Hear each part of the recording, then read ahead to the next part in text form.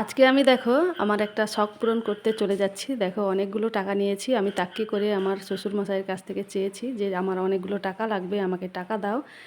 তো অনেক জেদ ধরার পরে আমাকে টাকাগুলো দিয়েছে। বলতে পারো আমি কোথায় যাব, একটা গেস করে তোমরা বলো তো। আমি তোমাদের নিশ্চয়ই দেখাবো, তোমরা আমার ছোট ব্লগটি সবাই দেখো। আর যদি ভালো লাগে একটু বলো। দেখো আমার সাথে আমার শাশুড়ি মাও রেডি হয়ে গেছে। আমি, আমার শাশুড়ি মা আর আমার বর তিনজন যাব।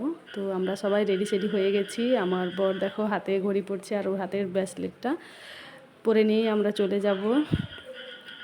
দেখো রাস্তায় বেরিয়ে পড়েছি।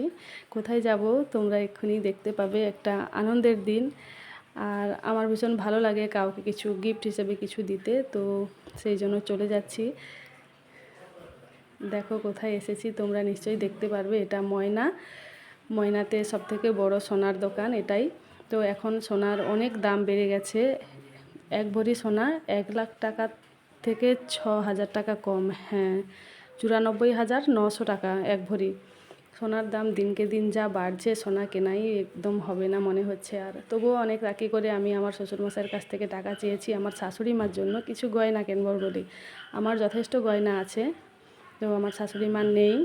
সেই জন্য, নেই বললে ভুল হবে, ছিল। তো এখন মডার্ন যুগ, সবাই পড়তে চায়, আর মেয়ে মানে গয়নাতে শখ। সেই জন্য আমি ভাবলাম যে আমিও আমার শাশুড়ি মাকে কিছু কিনে দিই। সেই জন্য দেখো নোয়া আর শাখা পলা কিনেছি। নোয়াটা আমার বর নেবে না বলেছিল, আমি অনেক তাকি করে কিনেছি যে না কিনতেই হবে, আমাদের সবার আছে নোয়া। নোয়াতে এমন কি দাম পড়ে যাবে, কিন্তু দেখা গেল নোয়াটাই 19,000 টাকা নিয়েছে। এখন সোনার প্রচুর দাম, সোনা কিনতে যে মানে হিমশিম খেয়ে যাবে সাধারণ মানুষ, একদম পারবে না। তো কিন্তু সোনা কেনা বন্ধই নেই, দোকানে প্রচুর ভিড় ছিল। আমাদের দুটো জিনিস ছিল, এই জন্য অনেকটা দেরি হয়ে গেছে। দেখো তোমাদের দাদাভাই জিনিসগুলো একটু তাড়াতাড়ি করে দেখছে। জিনিসগুলো কেমন হয়েছে একটু কমেন্ট করে তোমরা জানাবে। আর আমাদের বাজেটও 1,00,000-এর মতো, 1,00,000-এর মতো নয়, 1,00,000-এর বাইরে খরচা হয়ে গেছে, যেহেতু 3টা জিনিস ছিল। আমি অনেক তাকি করে জিনিসগুলো কিনেছি। আমার শাশুড়ি মাকে বলছি, মা তোমার জন্য আমি নোয়াটা পছন্দ করে কিনেছি। তিনটাই জিনিস আমি পছন্দ করে কিনেছি। তো নোয়াটা সবসময় পরে থাকলে হাতে ভালো লাগে, সেই জন্য মাকে বলছি, মা তুমি নোয়াটা পরে নাও, আর শাখা পলাগুলো বাড়িতে গিয়ে পরবে। আমার মায়ের হাতে কেমন লেগেছে নোয়াটা তোমরা কমেন্ট করে বলবে।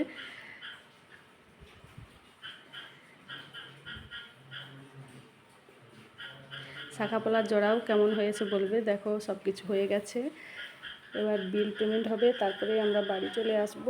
বাড়িতে কেউ ছিল না, আমার শ্বশুরমশাই আর আমার দুটো ছেলে ছিল, ওরা পড়াশোনা করছিল, ওদের স্যার এসেছিলো।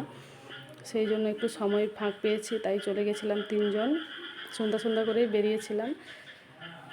তো আমাদের জিনিস কেনাকাটা হয়ে গেছে, এবার ব্যাগের মধ্যে ভরে নিয়ে বাড়ি চলে আসব। আমার ব্লগটি সবাই দেখো, কেমন হয়েছে বলো, আর সবাই লাইক কমেন্ট করো। শেয়ার আমার চাই না, শেয়ার করতে হবে না, কারণ আমার ব্লগ এতটাও ভালো হয়নি যে তোমরা শেয়ার করে আবার অন্যজনকে দেখাবে। সবাই পাশে থেকো, এইটুকুই।